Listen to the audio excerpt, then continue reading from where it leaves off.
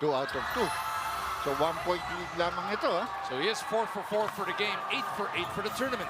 Anybody's ball game ito. 103-102, converge by 1. Juan Gomez Daliano, inaantay yung pick mula kay Arana. And there is a jump. Calinato shows hard. Shows hard. Juan going around. Franklin from the top. Inside he goes. Nice fake. Franklin, no. Rebound, Aurin. Nambatak going. Nambatak in the open court. Will wait for the rest of his squad. DNT on the reset. Down by 1. Mikey picks up Stingray. Nambatak puts his head down. They go to Cobontin. No! Another good Calinato with the rebound. Put back.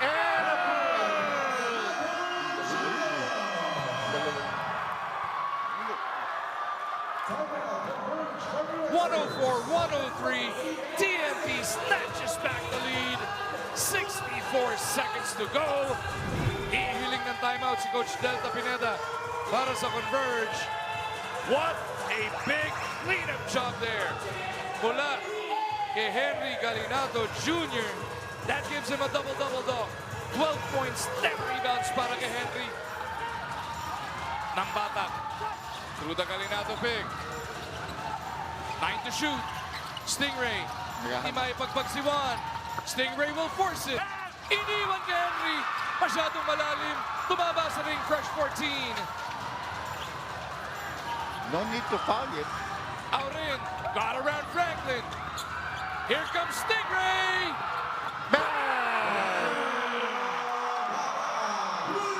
Hindi tumimeout Converge. They did not call time. 4-ball Franklin. May tinawag na foul. Yes. That'll be 4 shots. Yeah, pinaw sa ilalim. They decided not to use it. Trying to catch the defense of TNT napping there. Ayan yung tres ni Nambatak for a 4-point lead. Pero hindi sila mabilis bumaba. So ito si Franklin.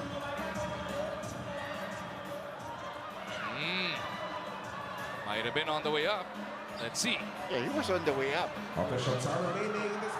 Abueva, just in case, di ba? Points. He has turned it up big time in this fourth. It is now just a 1-point game. Franklin to tie it up. Good!